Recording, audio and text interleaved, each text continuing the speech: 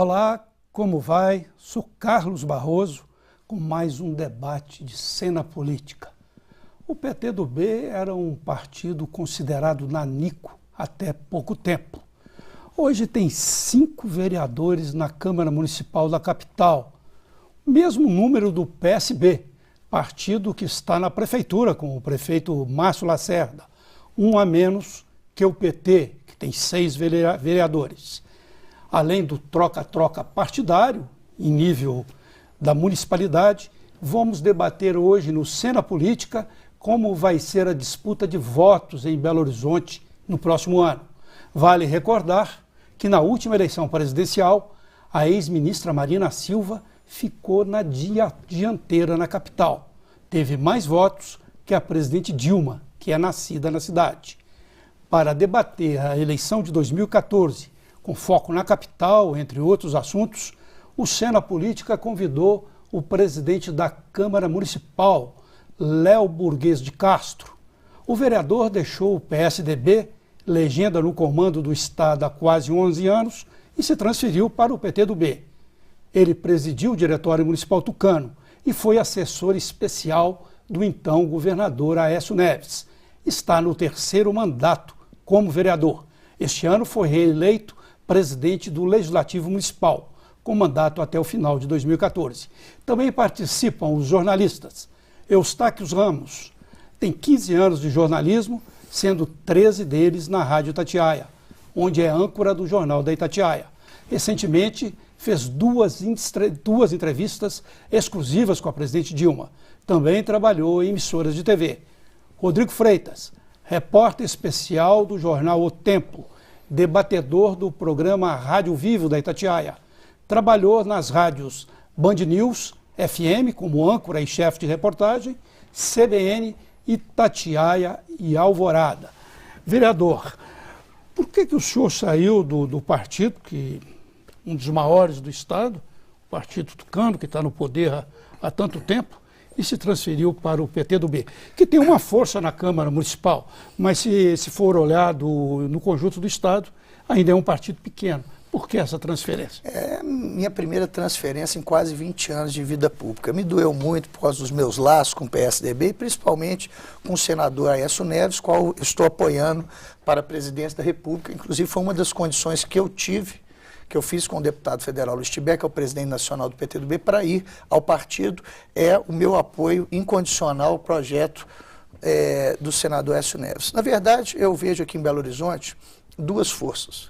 Uma força que é do senador Aécio Neves, eu não digo nem do PSDB, é do grupo político, tanto é que foram eleitos e apoiados nas últimas eleições candidatos que não eram do PSDB, como por exemplo agora a reeleição do prefeito Márcio Lacerda. E do outro lado eu vejo o PT, que tem uma história muito grande na nossa cidade.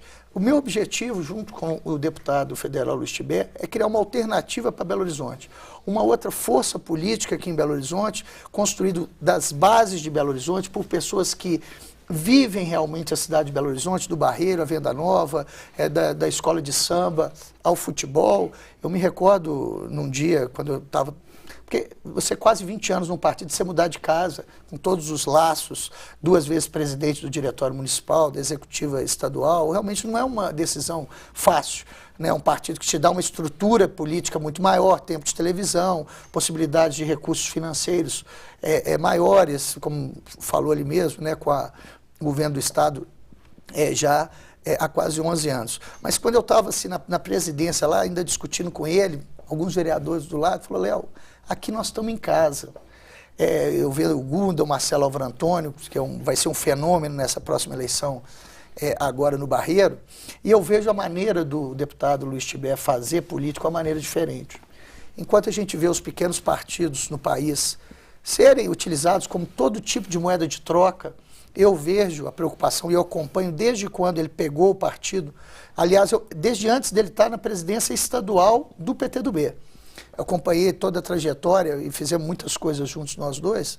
A preocupação dele é dar condições do partido crescer nos estados, e assim ele o fez na capital. Apesar da minha transferência ter levado o presidente da Câmara, mas você veja, o PTdoB elegeu 4 vereadores na eleição municipal enquanto o PSDB elegeu 3, o PPS elegeu 1, o DEM elegeu 1. Então, a maneira do deputado fazer política e de dividir as questões partidárias é que me seduziu, vamos dizer assim, aí para o partido. O senhor falou que é um novo campo político que tenta se criar em Belo Horizonte. Leia-se 2016 como a candidatura própria do PTdoB ou de alguém desse campo do PTdoB? Com certeza. Isso é uma das coisas que nós vamos estar trabalhando. Para se ter uma ideia, eu acredito que só o PTdoB vai sair dessa eleição agora. Ou o grupo mais próximo ao deputado federal Luiz Tiber, de 7 a 10 vereadores e de 3 a 5 deputados de Belo Horizonte. Então, vai ser um grupo político realmente muito forte da cidade de Belo Horizonte, que vai estar, com certeza, tem vários nomes, eu acabei de falar aqui do Marcelo Álvaro Antônio, que vai ser um expoente lá no Barreiro, lembrando do seu pai, né? O saudoso Álvaro Antônio, o próprio Luiz Tiber, mais votado lá da região nordeste da cidade. Eu tenho votação muito forte na Centro-Sul, com capilaridade em toda a cidade. Então, com certeza, o PTdoB vai poder prestar algum nome, sim, para a disputa de 2016. Vereador, mas sim, pode não houve nenhum desgaste, porque a Câmara Municipal, nos últimos 2, 3 anos, ela foi bombardeada com denúncias, com reclamações da população, com protestos, com questão de aumento de salários, e o nome do senhor, inegavelmente, ficou desgastado, tendo em vista que é o presidente, é a vidraça da Câmara Municipal. Não houve nenhum desgaste entre o senhor e o senador Aécio Neves, o governador Antônio Anastasia, que tenha motivado essa saída do senhor do PSDB? Não, desgaste com os dois eu não tive, não. Eles tiveram uma opção na época da eleição da Câmara Municipal, não entraram firmemente, em momento nenhum me pediram para não disputar a eleição. Agora, essa questão do desgaste, eu acho uma coisa interessante quando a gente fala por exemplo, de salário. A Câmara Municipal de Belo Horizonte foi a única Câmara do Brasil, de capital, que colocou a votação do salário antes das eleições. Quero ver se vai continuar assim depois da minha gestão. Porque eu tenho um entendimento de que se você vota o seu salário, como a lei prevê, depois do período eleitoral, assim como foi votado na Assembleia e no Congresso Nacional, você está legislando em causa própria, tá? Essa é uma corrente nova que vem do Sul, que diz o quê? Que você deve estar votando antes. A lei não diz assim. A lei diz que você pode votar até o final da legislatura. Mas nós inovamos. Tudo bem que foi um momento, e até analisando isso depois, primeiro nós não soubemos explicar para a população que aquele aumento de salário, quando se falou 60%, a pessoa imaginava que era uma coisa imediata. Não viu que era num período de 10 anos. 6 anos para trás, que estava sem reajuste, e 4 anos para frente, que ficaria congelado. Então, menos que 4,2% aí ao ano. Então, quando você tem tempo para poder explicar, oportunidade para explicar para a população, essa coisa refresca um pouco. Com relação a denúncias e escândalos, é até importante a gente estar falando nisso. Eu gostaria de entender por que só a Câmara Municipal de Belo Horizonte teve a sua verba indenizatória atacada. E é sistematicamente atacada nos meios de comunicação. Por quê? Nós temos a verba indenizatória mais rígida, Rodrigo, do Estado de Minas Gerais. E apenas a Câmara Municipal de Belo Horizonte foi questionada na Justiça, a Assembleia não foi, nenhum dos outros 853 municípios não foram, e a nossa é a mais rigorosa. E nós estamos ganhando todas na Justiça. Mas o que acontece? Quando vai um promotor de justiça ou um procurador, a televisão dizer ou acusar um parlamentar, o que a população entende? Que ele está sendo culpado. Eu vejo, às vezes, até alguns comentários, algum jornal escrevendo assim, dizendo que as impunidade. Pois, como que é impunidade se um juiz vai e julga e diz que o parlamentar estava certo? Isso é impunidade? Na verdade, a Câmara Municipal de Belo Horizonte, e até na questão do salário, nós depois analisando, depois é muito fácil, eu acho que existia na população, e ainda existe, um clamor por ética na política, por moralidade na política, uma sacudida, a sociedade tem cobrado isso. E às vezes eu fui uma válvula de escape, primeiro com um nome desse, né? Léo Burguês, eu vou te falar, já é um nome que você vai me desculpar, mas o nomezinho que me arrumaram para ser político. O Pimenta da Veiga brincou comigo em 2002, quando eu fui coordenar a campanha do SEAC, e falou: vereador, você é bom de voto, viu? Porque para ser eleito com um nome desse, o nomezinho que me arrumaram, né? Já é um nome Você já tentou trocar o nome? Um publicitário, um marqueteiro disse para ficar com ele? Foi o Cacá, na minha primeira eleição, eu falei assim: ô Cacá, eu saio Léo Burguês ou Léo de Castro? Ele falou: quem que é esse Léo de Castro? Todos conheciam o Léo Burguês. E fui eleito Léo Burguês.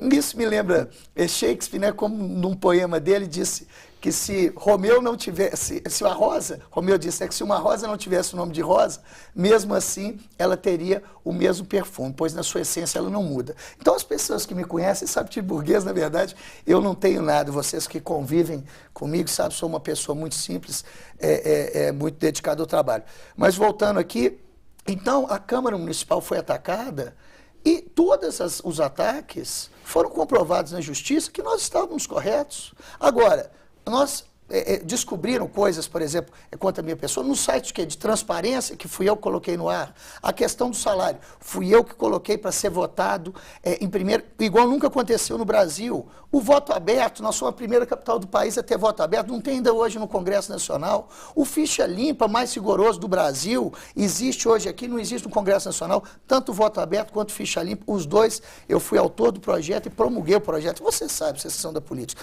Se o presidente não quiser, isso não teria sido aprovado. O presidente é fundamental, uma casa altamente presidencialista, que eu estou mudando o regimento, apesar de podermos estar avançando ainda mais, tirando um pouco de poder mais do presidente da casa. O senhor se considera injustiçado? Olha, eu acho que, sinceramente, os ataques, eu acho que atacaram muito mais a minha família e as pessoas que estão ao meu redor. Eu acho que elas foram muito mais ofendidas do que eu. Porque eu estou acostumado com o jogo político. Pegue as pessoas que atacaram, pessoas ligadas ao partido de oposição a mim. Meu nome era cotado para ser prefeito. Pode pegar os jornais da época, todos deles, quando ia se falar de candidato do PSDB, estava o meu nome ali sendo cotado naquela época para ser prefeito. Isso é do jogo político. Agora, como a gente viu lá na Primavera Árabe, eles derrubando ditadores que tinham tanques, petróleo, dinheiro, e o povo foi lá e derrubou, porque o que falava era uma verdade. Como que aconteceu aqui comigo? Foi comprovado que nenhuma das ações era verdade. Então, eu consegui ser reeleito em primeiro lugar no PSDB, como vereador. Fui reeleito presidente da Câmara, também uma questão histórica aqui na nossa cidade. Eu acho que o povo, né, fez a justiça pelas urnas e os vereadores eleitos pelo povo fizeram justiça em fazer novamente presidente. O presidente, vereador, nós temos de dar um intervalo. Cena Política volta já já com o debate com o presidente da Câmara Municipal de Belo Horizonte, vereador Léo Burguês. Um instante. Desculpe.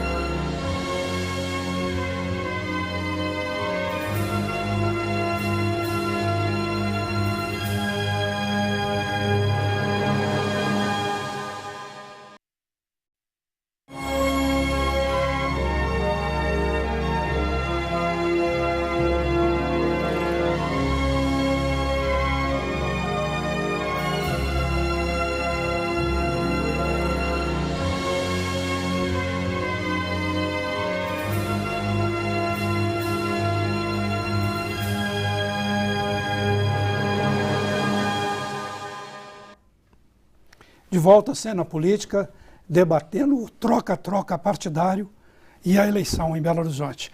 Vereador, desculpe, a sua saída do PSDB também não se deve à questão da legenda do PSDB ser muito pesada para a eleição? E parece que no seu caso você deve se candidatar a deputado estadual.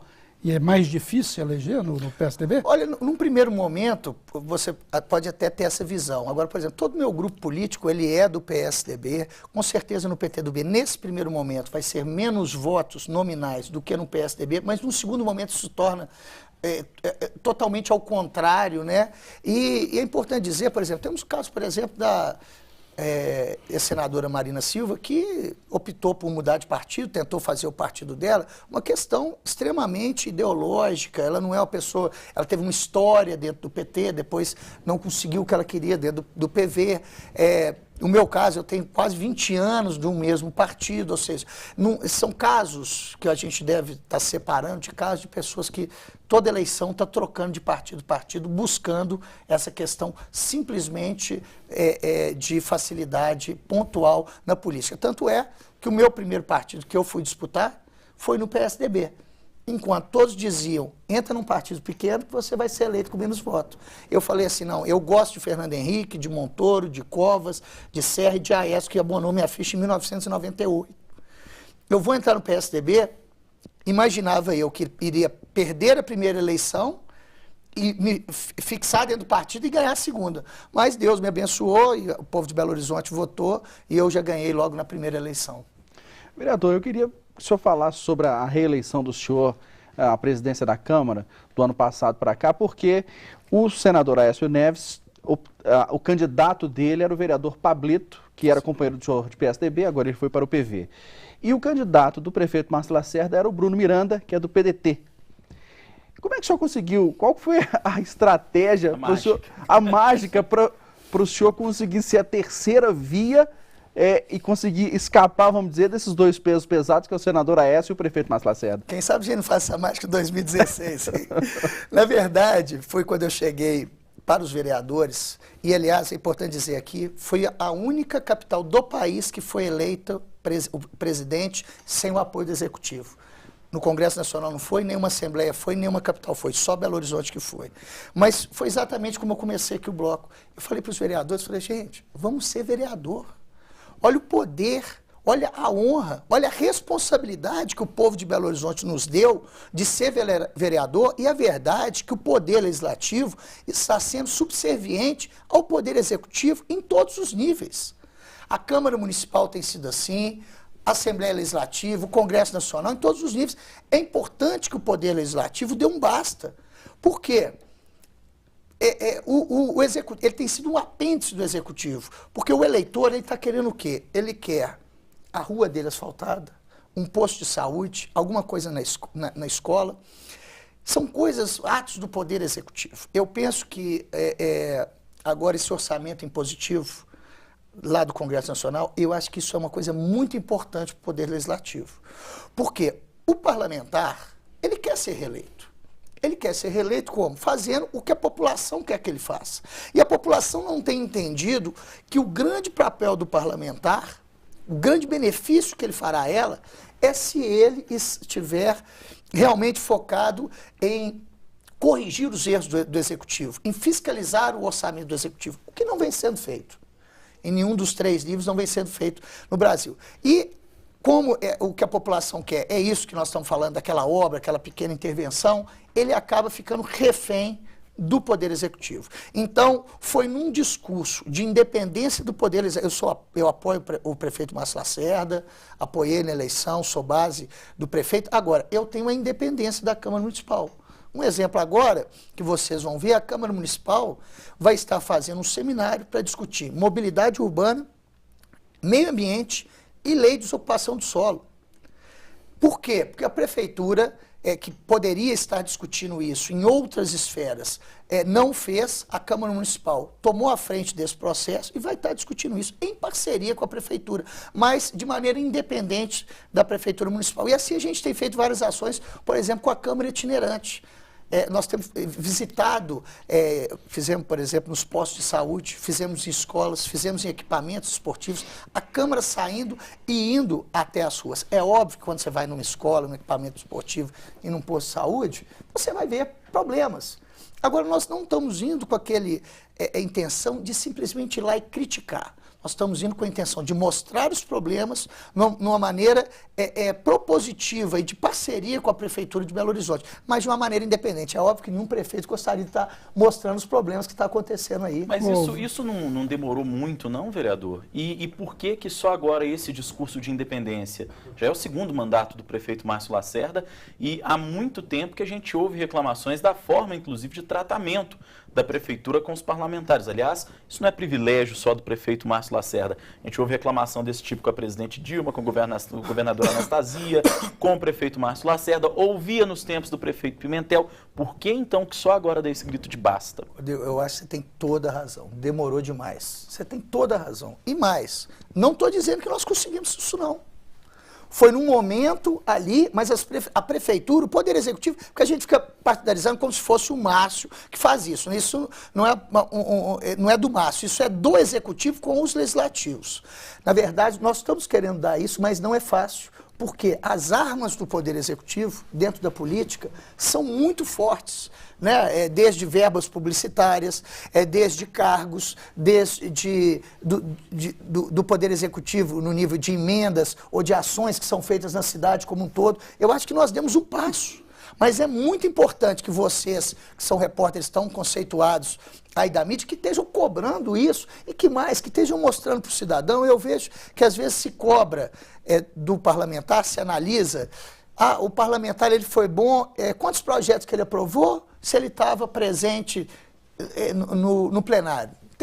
Eu sei que é difícil também de analisar o parlamentar, mas hoje eu penso que o parlamento forte é aquele parlamento que traz a sociedade para dentro da Câmara para discutir, como nós chamamos para discutir o PPAG agora, que vai até a sociedade para discutir como nós estamos fazendo com as câmaras itinerantes. Por quê? Porque você coloca o cidadão que chega em mim, vereador, presidente da Câmara, mas não chega no secretário regional. Então você coloca o vereador no meio, a sociedade com um problema imediato de um lado e a prefeitura que detém o poder de solucionar aquele problema do outro lado. E você consegue mediar e solucionar aqueles problemas. Eu penso que nós tivemos mais de 4 milhões de leis feitas no Brasil na última legislatura. É uma loucura. E o parlamentar que quer ser reeleito, que quer ter uma boa imagem, acaba preocupando demais em fazer essas leis. Eu tenho feito uma cruzada no seguinte sentido, dizer que nós temos que fiscalizar melhor o Executivo, trazer a população para próximo da Câmara e levar a Câmara até a população. Por quê? Ninguém aguenta mais o tanto de lei que tem no nosso país. O parlamentar ele vai falar, vamos pegar no meu caso ali, que no setor de entretenimento. Você tem que ter uma luvinha para poder estar mexendo no alimento. Você tem que ter um nutricionista para botar o número de calorias. Você tem que ter um vidro para você poder enxergar a cozinha. Você tem que ter um álcool gel para a pessoa poder passar a mão. E assim vai. Todas essas coisas que nós falamos são importantes. Só que elas vão onerando o empresário que acaba repassando aquilo, Rodrigo, para o consumidor. Então essas pequenas benesses, essas pequenas boas ações que vão sendo feitas, elas vão no final onerando o consumidor final. E a maioria das coisas do Brasil já estão sendo, já foi legislado, tirando a área ambiental e de TI, a grande parte, né, já foi legislada, precisa de algumas reformas aí, mas é nível nacional. Então eu tenho feito essa defesa, sabe? Vereador, voltando a essa questão do relacionamento com o Executivo, o prefeito Márcio Lacerda, até poucos meses, pertencia a esse grupo tucano, esse grupo de poder tucano. Hoje ele pode estar se distanciando com a candidatura do governador Eduardo Campos, ou Marina Silva, ainda não se sabe. Isso vai contribuir, tem contribuído para que aconteça um choque entre Câmara e Executivo. Há vários meses, pelo que eu pude saber, ou alguns meses, a Câmara não aprova no projetos do Executivo. Está parado, por exemplo, esse projeto da Cidade de Jardim, entre outros. Vai haver um distanciamento com a sucessão em curso? Particularmente, eu acho que para a democracia, para o Estado de Minas Gerais, o prefeito Márcio Lacerda sair é positivo, particularmente. Com relação a isso, o projeto da Cidade de Jardim está em pauta. O que a Câmara não veio aprovando, e nesse mês de novembro aconteceu, foi uma obstrução por parte dos vereadores, junto com a oposição, da pauta como um todo. E eu, inclusive, falei com os vereadores que projetos que sejam prioritários, como a questão de reajuste dos pensionistas e aposentados, eu vou estar colocando em pauta, nem que seja em reuniões extraordinárias. Algumas coisas que sejam de urgência, por exemplo, a LDO, que nós temos que estar votando, a LOA, todos esses vão ser votados agora, nem que sejam em reuniões extraordinárias. A obstrução, e muitas vezes a gente vê, a Câmara não está trabalhando, os vereadores estão lá. A obstrução faz parte do parlamento, ela faz parte do jogo político, né? A oposição trabalha nesse sentido. Importante dizer que quando nós fomos o PSDB não foi essa oposição do quanto pior, melhor. Né? Foi um partido que ajudou o presidente Lula nas grandes reformas que ele fez no começo do seu primeiro mandato. Se não fosse o PSDB e o Democratas, o presidente Lula não teria conseguido fazer essas suas reformas. Então, eu acho também que a obstrução ela tem que ter um limite. O limite do quê? Do bem-estar da sociedade. Nós vimos, por exemplo, na época das manifestações, importante dizer também que eu me coloquei contra a PEC 37 muito antes das manifestações, publicamente na Rádio Itatiaia e na televisão. Fui lá no Procurador-Geral dar apoio para ele no combate da PEC 37, porque não é porque um ou outro promotor tem se exacerbado em suas funções que nós vamos atacar o Ministério Público, que é um órgão de controle externo essencial para a nossa democracia. O que nós temos que atacar é este ou outro promotor que está excedendo em suas funções. Então, eu acho que o Márcio Lacerda sair candidato é um grande candidato, né, e que seria muito bom para o debate político. Muito bem, eu tenho de fazer mais um intervalo. Voltamos já já com Cena Política.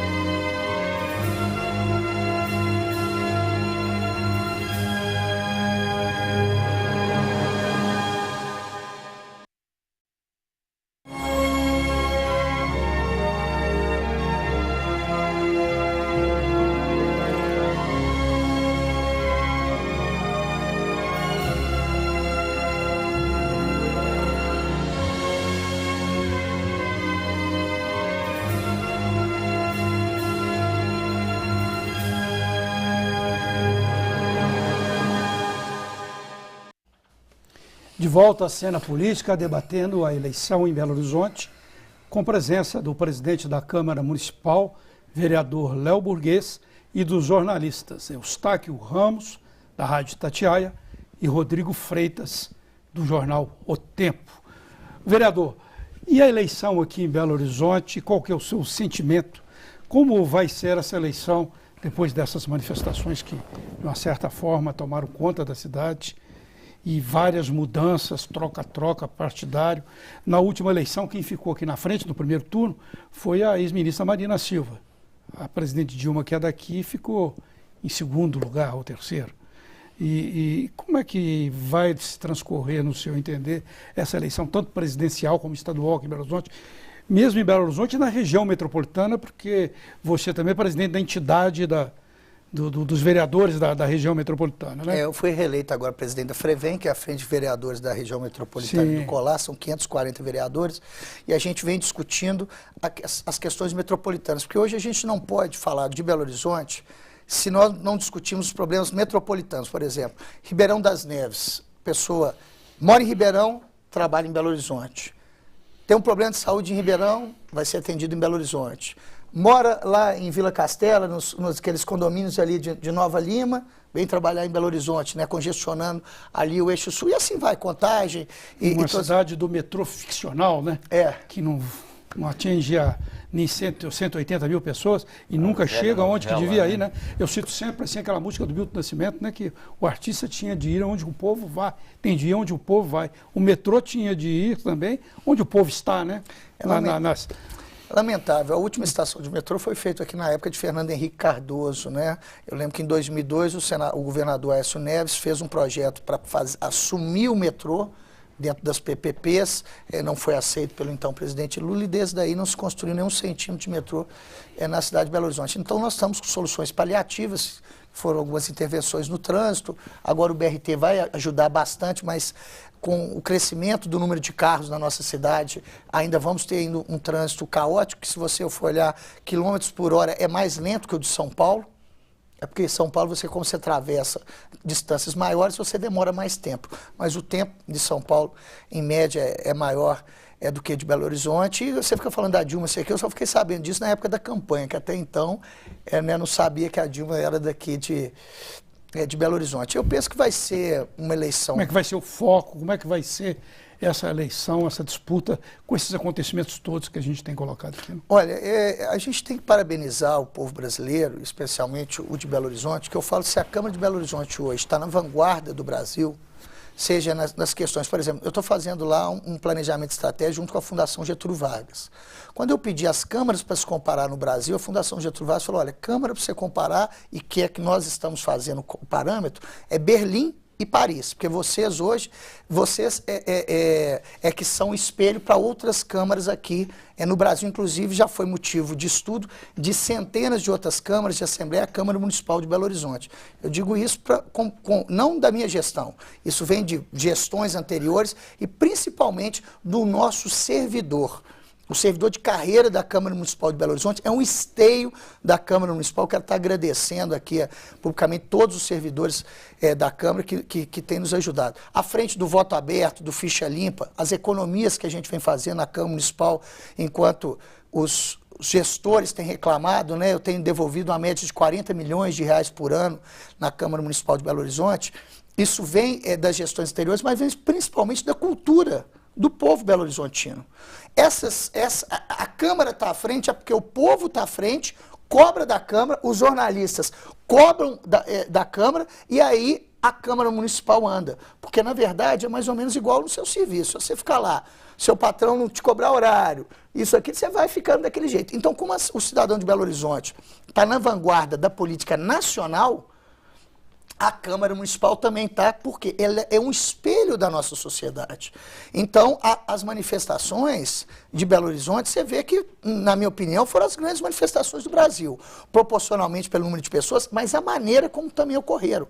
Apesar de alguns atos de vandalismo, né, que aconteceram, mas de uma maneira geral, famílias indo para a rua, de uma maneira pacífica, cobrando diversas ações dos parlamentares, mas do serviço público do modo geral, dos juízes, né, na saúde. Então, a cidade de Belo Horizonte está na vanguarda. Eu acredito que nós vamos ter manifestações fortes na Copa do Mundo. Acho que não é o momento. O presidente Lula optou por fazer esses aportes grandes nos estádios. Bem, que reclamasse lá atrás. Agora os estádios estão construídos, já se gastou o dinheiro, ninguém vai ver isso mais. Nós temos uma oportunidade de estar mostrando Belo Horizonte e o Brasil para o mundo, e eu penso que nós podemos perder essa oportunidade com essas manifestações. Não estou falando para não ter manifestação, eu estou dizendo que o momento de questionar isso passou. A Inês já está morta? Isso aí, a Inês já está morta, os estádios já estão construídos, nós temos 12 arenas. Os manifestantes não acham assim, não. Pois é, mas tudo bem, pode ser um momento, por quê? Porque está a grande imprensa do mundo olhando, mas na minha opinião, é um momento que nós temos para vender o Brasil. Nós podemos faturar por mais 20 anos, dependendo de que maneira que a gente vende o Brasil. Olha o que Barcelona fez. Mudou a história de Barcelona. Tudo bem que teve um planejamento também a cidade de Barcelona para fazer isso. Mas nós temos essa oportunidade. Vamos manifestar, vamos estar... Eu sou altamente democrático, quem me conhece sabe disso. Os manifestantes, quando quiseram falar comigo, falaram comigo na Câmara Municipal. Qualquer um que tiver ter acesso, obviamente, dentro de uma agenda, para falar com o presidente da Câmara, fala lá com o presidente, me encontra na rua, em todos os lugares, não tem dificuldade nenhuma. Agora, eu penso que seria muito mais produtivo para o Brasil nós estamos utilizando a Copa do Mundo para vender o país. Então, nós vamos ter essas manifestações, principalmente com foco nas grandes cidades. Agora, eu digo que a eleição... A eleição propriamente dita, com embate, por exemplo, aqui em Minas, entre Fernando Pimentel, que já está com a campanha praticamente na rua, e um candidato do Grupo Tucano, que Há especulações, né? Há especulações, o Marcos Pestana... Eles até estão brincando, né? Dizendo que a eleição vai ardendo, que vem a pimenta contra pimentel. Pimenta contra pimentel. Vai ter bem ardida, né? Eu não me cabe muito a falar, mas eu acredito que a chapa vai ser formada pelo ex-ministro Pimenta da Veiga e pelo atual presidente da Assembleia. Sim, mas como é que vai ser esse embate aqui em Belo Horizonte? Conta pra gente. Olha, eu acho que vai ser um bom embate, porque o Pimenta foi um criador do Propar, que depois gerou o orçamento participativo, foi ele que deu força às regionais que foram criadas pelo Sérgio Ferrara antes, ele deu força política para as regionais, até foi assim que nasceu o Propar, ele deu força política para as regionais, aí o orçamento era discutido na cidade como um todo, aí ele falou assim, aí o presidente, o secretário regional do Barreiro falou, não, eu quero um aqui para o Barreiro. O da Venda Nova falou, eu quero da Venda Nova. A Barra de Santa Lúcia, por exemplo, foi um desses orçamentos participativos, né, na época que chamava Propar.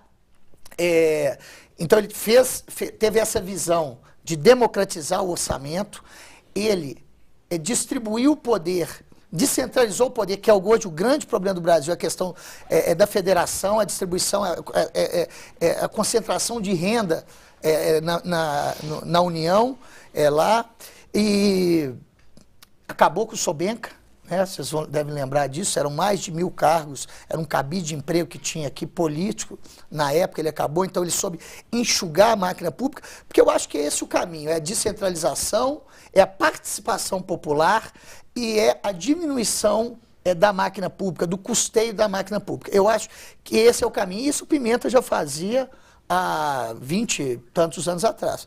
E o Diniz Pinheiro, para mim, hoje, lógico que vamos tirar aí a Aécio, a Anastasia, que estão em cargos majoritários, é a grande liderança popular de Minas Gerais. Se andar com o Diniz no interior é uma coisa realmente impressionante. O senhor não acha que o Pimenta da Veiga pode ter sofrer a mesma resistência que o prefeito Márcio Lacerda sofreu em 2008, quando ele foi candidato a primeira vez? Porque ninguém conhecia Márcio Lacerda em Belo Horizonte. Pimenta da Veiga a gente conhece, foi prefeito, foi ministro, mas ele está há 10 anos, morava há 10 anos agora em Brasília, estava fora da cena política e para muita gente foi uma surpresa ele vir agora ser alçado e ser candidato ao governo de Minas.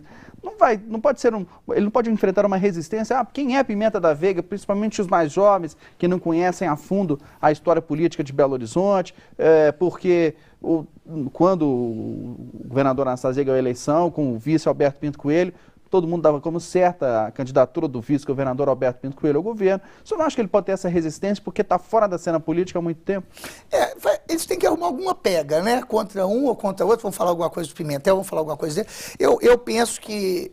Eu vou dar um exemplo, eu fiz um jantar para Pimenta há cerca de 4 meses atrás, quando eu convidei para ser orador da Grande Medalha, e quando eu comecei a convidar o Roberto Fagundes, o Bruno Falso, presidentes de entidades, as pessoas, quando eu comecei, o João, não é que maravilha, eu vou sim. Então, desse pessoal mais antigo, teve uma felicidade muito grande do Pimenta estar retornando, e eu acredito que os jovens vão fazer a pesquisa e vão analisar os candidatos, né? Como é que é o Pimenta, como é que é o Pimentel, o prefeito Márcio Lacerda. Mas nessa memória mais assim recente do Pimentel, não pode, né, ele vai acabar atraindo mais? Isso tem lados positivos e negativos. Também você pega aí, às vezes, denúncias que acabam acontecendo, até, na minha opinião, um pouco até requentadas, que aconteceu agora contra... Não tem aqui procuração do Pimentel não, viu, gente? Mas é a verdade. A questão do olho vivo. É uma coisa que já foi, já voltou, aí volta de novo, que não tem, entendeu? Uma coisa de, acho que 2003, se eu não me engano, que não teve... fundamento jurídico nenhum, voltou de novo, é aquele negócio, é o promotor indo lá, fala, estou entrando, para grande parte da população, como é o político, ele já é quase que condenado, né? O senhor falou aqui, ao longo do programa, umas 3 ou 4 vezes numa eventual candidatura do prefeito Márcio Lacerda. O prefeito tem rebatido, toda vez que a gente pergunta, não sou candidato, não quero ser... Mas o senhor vem falando nessa candidatura. Muito com ele, né? E a gente sabe da sua proximidade, né? O senhor está saindo aqui do estúdio para uma reunião com ele, etc, etc. Isso está me cheirando uma candidatura. Aí vocês têm que falar com ele. Eu, particularmente, eu falei aqui. O senhor está acreditando que ele vai ser candidato, principalmente depois dessa mudança de cenário, da chegada de Marina Silva, e a gente sabe que uma das exigências da Marina é de que haja um palanque forte para o PSB nos principais estados e Minas, como define a eleição. O senhor está acreditando que o prefeito saia para essa disputa realmente? Olha, o jeito da política hoje... Aí, do jeito da política hoje... Essa informação de bastidores aí. Eu vou te falar os bastidores, Tatiana. Do jeito da política hoje, você vê, quem que imaginava que o Cabral ia estar execrado igual hoje, que era um possível candidato a vice, foi reeleito daquela maneira. Verdade. Não é? O Márcio, até então, o caminho dele era acabar a prefeitura de Belo Horizonte. Só que, na mudança do cenário, tudo vem conspirando para uma eleição dele. Ele nunca me falou disso, viu, gente? Eu acho que para a cidade de Belo Horizonte, para o estado de Minas Gerais, seria positivo uma candidatura de uma pessoa... Você está indo na eleição, nem na candidatura? Na candidatura dele, na candidatura do prefeito Márcio Lacerda seria... É muito positivo. E eu sou fã do trabalho dele enquanto técnico, enquanto administrador. Eu vejo a preocupação, você vê, nós estamos gravando aqui 8h30 da noite, eu estou indo para uma reunião com ele na prefeitura. Ele começou hoje às 7h30 da manhã. Então, é uma pessoa realmente que trabalha, que dedica, que sabe o que está fazendo, que estava afastado, sim, de Belo Horizonte quando veio, estudou, entendeu a cidade de Belo Horizonte e hoje conhece Belo Horizonte como poucos, vai fazer entrevista, às vezes o pessoal fala assim, às vezes questões de carro, vai entrevistar um gerente ou um diretor de autarquia. Teria uma dianteira, no seu entender, numa disputa com o Pimenta, em relação aos outros candidatos aí? Eu acho que os três estão no mesmo nível aí. Pimenta na Pimentel, os três estão no mesmo nível. Ele tiraria, e para o caso do Pimenta da Veiga, eu acho que seria até interessante, porque os lugares onde o PT hoje é mais forte, no Triângulo e aqui na região metropolitana, principalmente no Ricaldo Pimentel aqui. O Márcio Lacerda tem uma grande aprovação aqui, então ele estaria em cima de um ponto que o Pimentel é muito forte, que é aqui em Belo Horizonte, e irradia para a região metropolitana como um todo, né? Então, eu acho que é positivo para a candidatura, sim, dele, mas vamos aguardar, né? Vamos continuar com essa discussão no último bloco, e a gente volta já já com a cena política.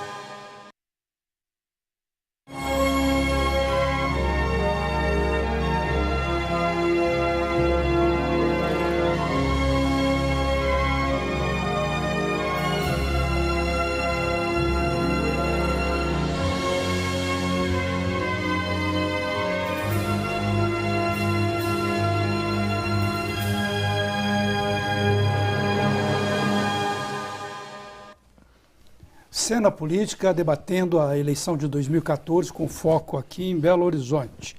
Vereador, mas pelo que você falava no final do último bloco, parece que o cenário aqui está caminhando para 3 nomes.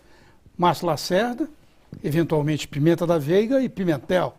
Esse que é o quadro, no seu entender, aqui em Belo Horizonte? Eu acho que abriu essa oportunidade para o Márcio, né? Com esse fortalecimento da candidatura do PSB com a ida da Marina Silva, né? Com a necessidade do PSB de ter um palanque forte no segundo estado mais populoso, que é Minas Gerais. Ou você acha que ainda pode ter um acordo entre a Aécio e o Eduardo Campos? Não, o acordo dos dois existe. Já existe hoje um acordo dos dois de se apoiar mutuamente, quem passar para o segundo turno, um apoiar o outro. Esse acordo, ele já existe. Mas para primeiro turno aqui, não. Para primeiro turno, eu acredito que não, porque tanto o Eduardo quanto o Aécio, eles têm mais ou menos o mesmo perfil político.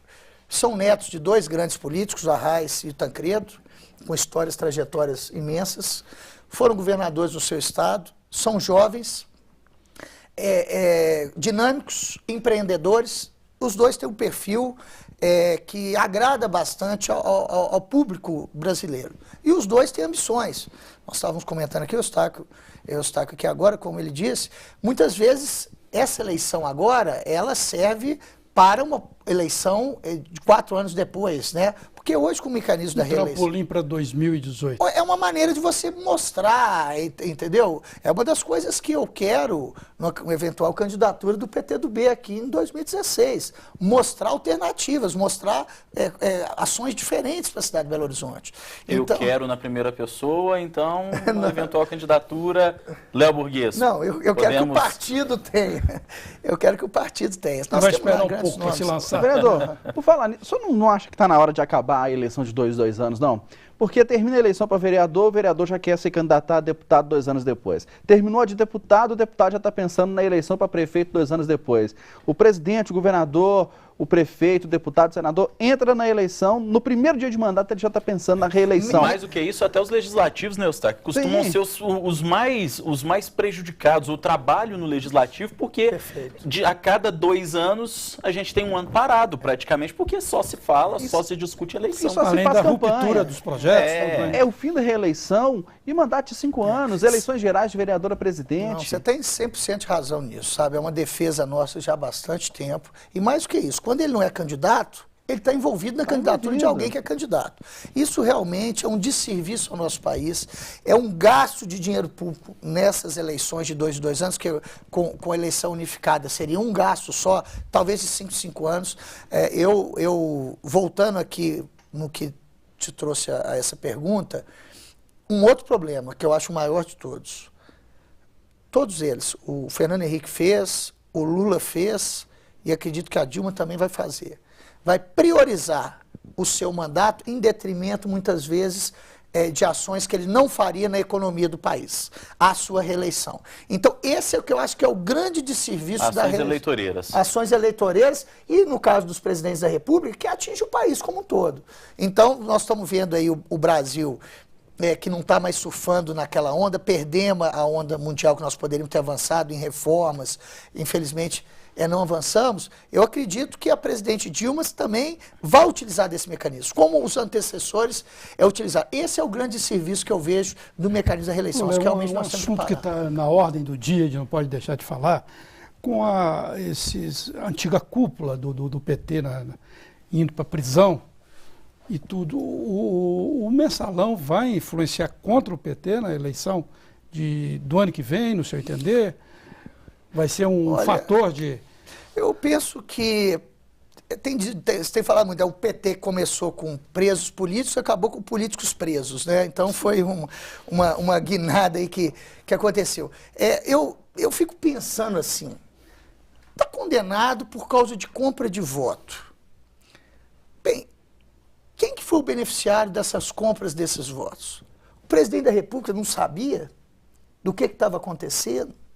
Eu penso que o PSDB perdeu o time, por causa da grande popularidade do presidente Lula, de ter ido além daquilo ali, porque não existe chefe de poder executivo que não saiba como seus projetos estão sendo aprovados no Legislativo. O Márcio sabe como é que está sendo aprovado na Câmara, a Anastasia sabe como é que está sendo aprovado na Assembleia, a Dilma sabe como é que está sendo aprovado no Congresso Nacional. E quando eles não têm os votos para ir lá, chama para conversar, chama senador aqui, chama ministro de Relações Institucionais lá para conversar. Então, não tem como o presidente não ter participado disso. Agora, esse momento passou. Eu acho que não vai ter grande influência, isso.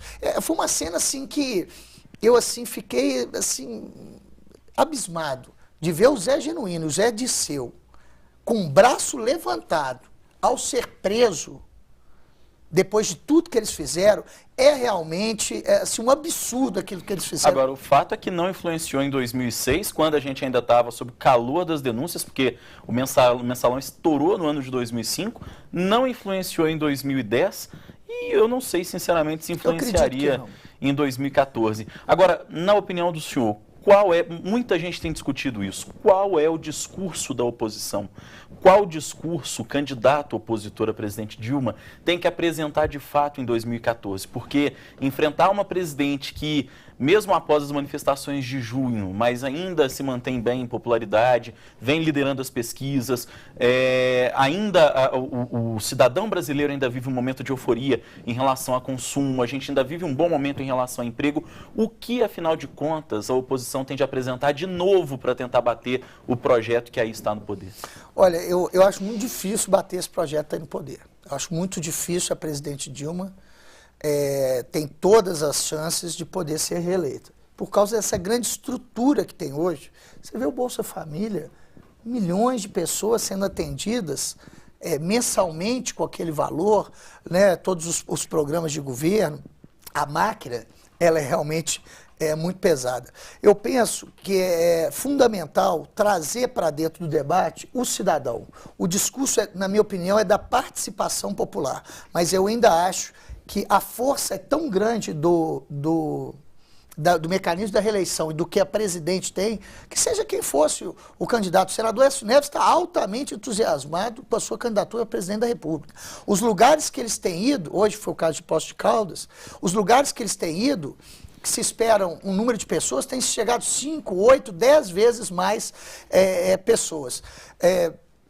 Esse discurso é um discurso que tem que ser criado, na minha opinião, junto com a sociedade, de diminuição da máquina pública, de participação popular, de ética e dentro da política. Eu acho que essas são as três principais bandeiras. Vereador, o senhor falou de Poços de Caldas, voltando a esse assunto anterior aí, hoje o senador Aécio Neves foi perguntado sobre essa questão do mensalão.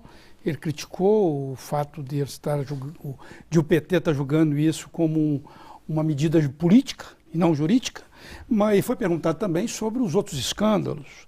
E ele falou que acha que devem todos os escândalos serem julgados e pesquisados e tudo, se referindo a essa denúncia da época do governador Eduardo Azeredo.